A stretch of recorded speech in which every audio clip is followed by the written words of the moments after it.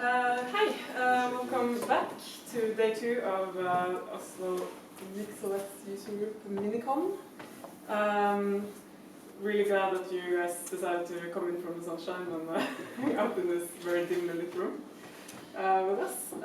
First we'll have another talk on building Docker containers with Nix, by all this. And afterwards, just a general hangout, and if you have any Nix questions or want to, get your pull request reviewed or anything, we'll do that later. Quick announcements. There's some like drinks and like instant coffee and stuff way back near the mixer. And you can also back them up. There's also toilets in the hallway to the right, so you can go through them. Okay.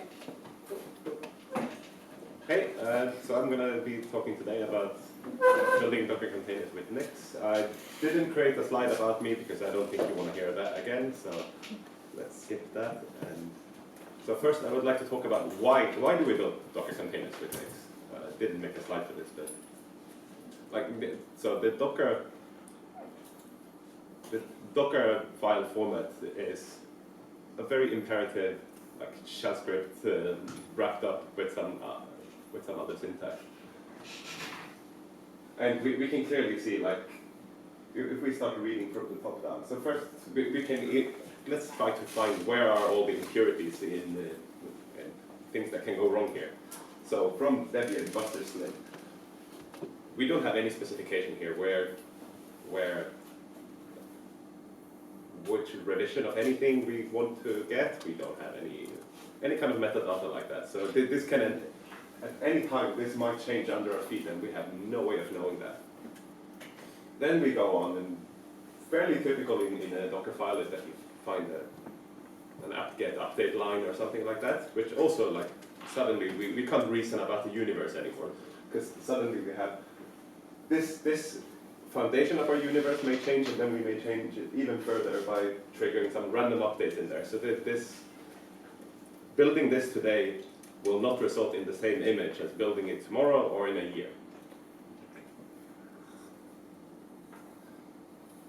And then we go on and we install GNU PG because we want to do some crypto in there, presumably, and then we need to install a build tool chain. And then we go on and we run our build and we do stuff, and hopefully we'll end up with a container image that does what we want. But it's it's absolutely massive. It contains our entire build tool chain and all the Debian temporary files like the dpkg app archives, all of that. So you end up with a container image like this. Docker file would easily run in the hundreds of megabytes, despite your application maybe being only one. So let's fix the size a bit by using what Docker called multi-stage builds. So this first stage looks almost exactly like our previous one did. And then we go on and we create a second Docker container image, where we copy from the first one, which is awkwardly by an integer index and not by name. And then we copy the binary from the first one, which ended up in /build/app, and we set up the Docker container to run the app by default when we run the image.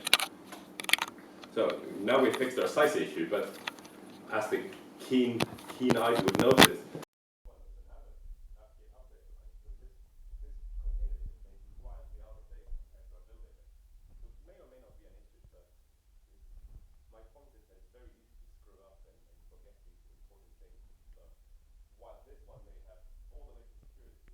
production one doesn't, and vice versa. Yeah, so Debian Buster, so what are the other potential issues with this? Debian Buster Slim is a pretty large update delta. Whenever that one updates, it busts the cache from up there, all the way down. So you need to rerun every single step when the base image is updated. Yeah, and let's look at this one again. Another thing is, if we install GNU PG, because our application presumably linked against that, and we missed out on that here, so we need to repeat all those steps to install shared libraries there, because Docker multistage does not have a notion of the dependencies at all. And another problem is to build this in CI, you need to expose a Docker container daemon socket.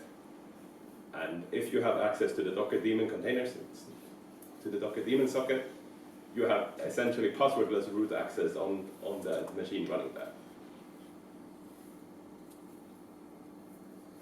So we can improve upon this a lot by building container images using Nix. We have had this thing called Docker tools build image for a long time. And we specify a name, we specify a tag, which in the Docker format, unless you specify tags on the Docker build command line, you end up with a tag called latest. But in Nix, you always have to specify exactly what tag you want to create. You can also use base images if you want to, but building Docker containers with Nix, you don't have to, because we have a notion of dependencies. But if you want to use like the name from the arguments, you could like add some arguments, right? Yeah, absolutely. You could add things there and provide them on the command line, or you could even inherit it from your package descriptions. So like this line could easily become packages.hello.name, and then you get version metadata as well in there. Yeah. So here we don't really need to specify build steps or anything, because we have a package. So I didn't want to rebuild the package here, but let's assume we have this C application we built here. Let's assume that one is actually packages.hello here. So here we only have to specify the entry point.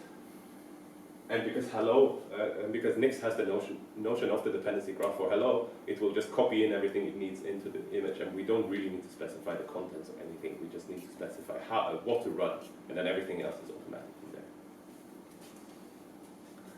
The problem here is that the old build image tooling we have in Nix created a single large image for everything. It busts the cache of everything every time.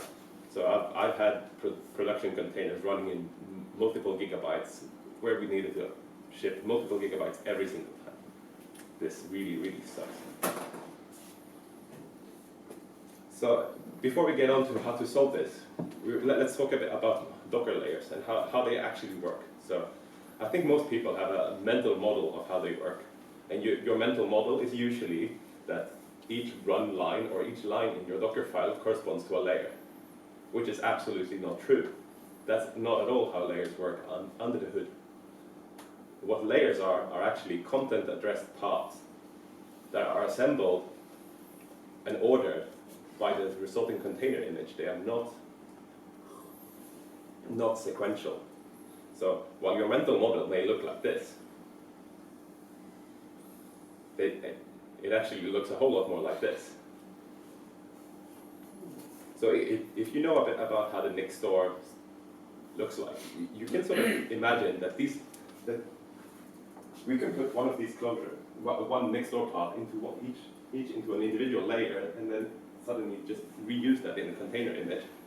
And it doesn't matter, like ordering stuff doesn't matter. We will have perfect reuse of the same package every single time.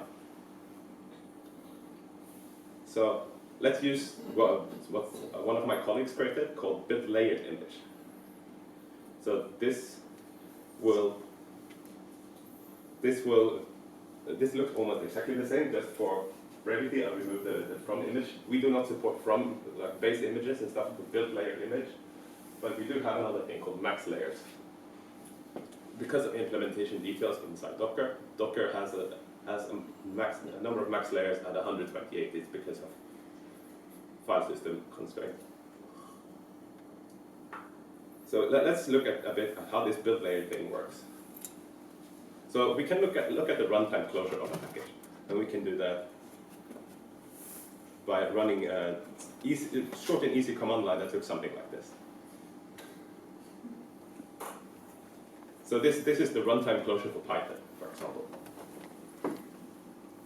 So what build layer image does is it walks each node in this graph and walks upwards and sees how, like, okay, this thing, what does it reference? Well, it references everything else in the entire graph because it's a leaf. And then we walk up here and we see, what does this one reference? Well, it references this path all the way up here. What does this one reference? Well, all the way up here. And then we run a popularity contest. And see, according to the popularity contest. So we take this popularity contest and then try to fit that into the max layer specified. And if it doesn't fit, then it takes all the remaining packages and squashes them into a single layer. It's a bit crude, but it works well, and most yeah? So basically, as long as you have less than 128 packages in that whole graph, each package gets a single layer. So the question was, if you have less packages than the max layer specified, will they end up in an individual layer? Yes, they will. And that was what I was going to get at. Yeah, so most packages, they don't have more than 128 layers or 128 dependencies at runtime. So mostly you get a perfectly layered thing, but if you don't, for example, no, that was not a slide, that was this one. So glibc will always end up in its own layer. libidn2, yeah, all of these things will usually end up in their own layers and will be shared across a wide set of container images. But maybe the Python interpreter will be squashed in together with your application or something, depending on what the graph actually looks like.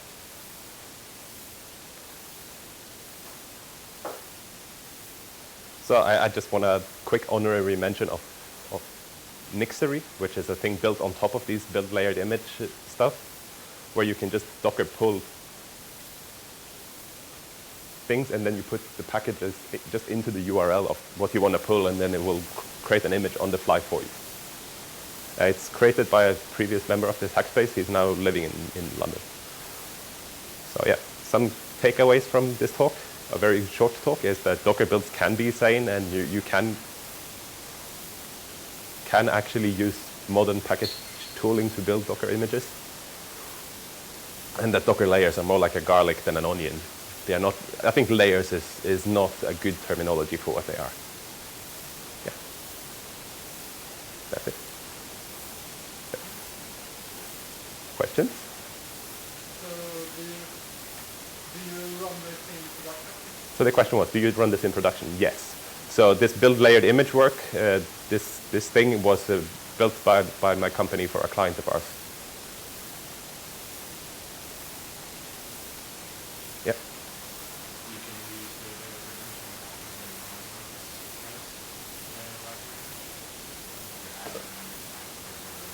So the question was, can you use build layered image on top of other base image? I believe you cannot. Build layered image runs with a set of different constraints than build image does. So I don't know how this auto layering would work if you have a potential base image that has other layer dependencies, and like we don't know ahead of time.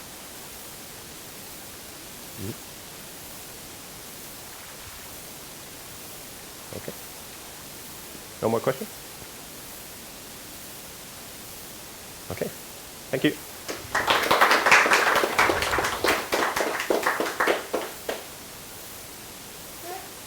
Thank you for coming. Oh, great. That projector was brilliant. If everybody would be so kind to help me fold these chairs together. And yeah, if you want to hang